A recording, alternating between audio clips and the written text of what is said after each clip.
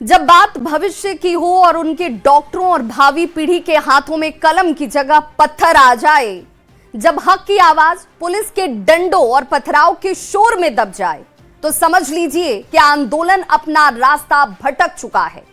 NEET धांधली की तपिश दिल्ली से शुरू होकर पटना पहुंची तो लगा ऐसा कि छात्रों की आवाज सत्ता के गलियारे में दस्तक देगी, लेकिन जब इसने हिंसा का रूप लिया तो लगा कि आंदोलन बेसहारा हो गया है।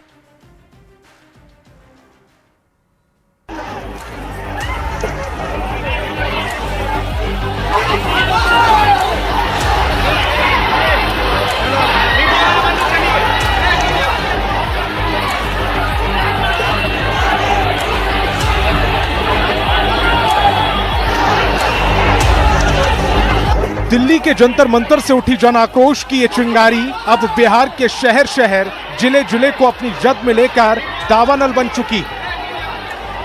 लाखों नौजवानों के सपनों पर अब धांधली का हथौड़ा चला तो सड़कों पर सब्र का बांध टूट गया। लेकिन ठहरिए, ये तस्वीरें जो आप देख रहे हैं, क्या ये सच में अपने भविष्य के लिए लड़ते बेबस छात्रों का दर्द है या नीट धांधली की आड़ में बिहार को जलाने की कोई गहरी और खौफनाक साजिश?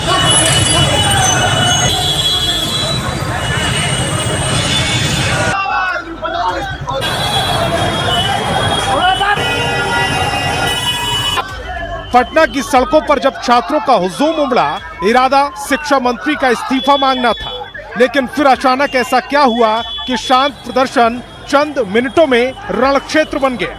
कौन थे वो चेहरे जो भीड़ के पीछे छिपकर नारों को भड़का रहे थे? पुलिस ने लाठियां भांजी, गिरफ्तारियां हुई, लेकिन शायद असली मास्टरमाइंड अब भी गायब है।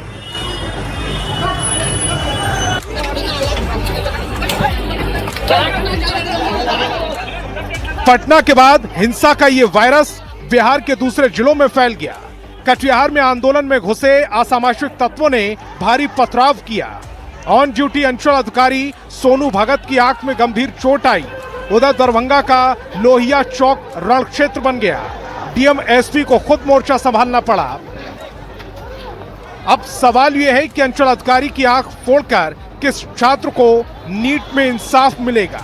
किया तो हम बोले रुको रुको रुको, सबको समझाते हैं। उतने में तो ईटा पत्थर सब चलाने लगा, जो एक हमको आके लग गया अचानक से। तो हम आंख पकड़े, मेरा चश्मा तो वहीं गिर गया, पता नहीं।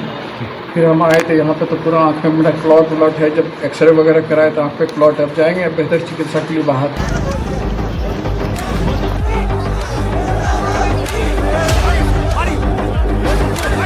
हम लोग बहुत बहुत आभारी हैं।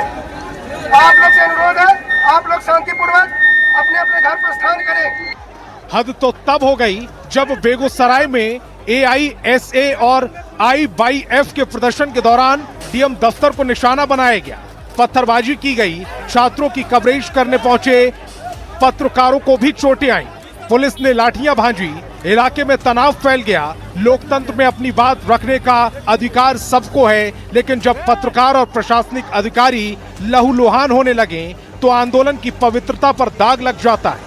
कुछ लोग उसको उपद्रवी थे, उनके द्वारा शांति भंग करने का प्रयास किया गया। जवाब पुलिस के द्वारा दिया गया है, कार्रवाई की है, सब लोगों को यहाँ से खदेड़ा गया है। डीएम ऑफिस पूरी तरह से, समाहरणालय पूरी तरह से सुरक्षित है और जो कानूनी कार्रवाई की जा रही है, कुछ लोगों को हिरासत में लेकर के हम लोग आवश्यक कार्रवाई कर रहे हैं।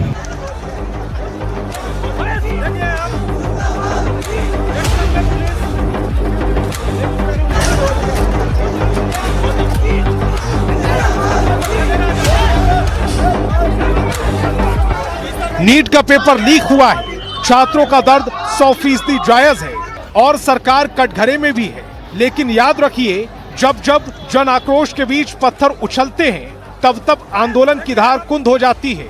इसीलिए शांतिपूर्ण आंदोलन का सहारा लें। इंसाफ की लड़ाई संविधान से जीती जाती है, पत्थरों से नहीं। न्यूज़ 18 के लिए पटना से धर्मेंद्र, कटिहार से सुब्रत, दरभंगा से विपिन दास और बेगूसराय से संतोष कुमार की रिपोर्ट।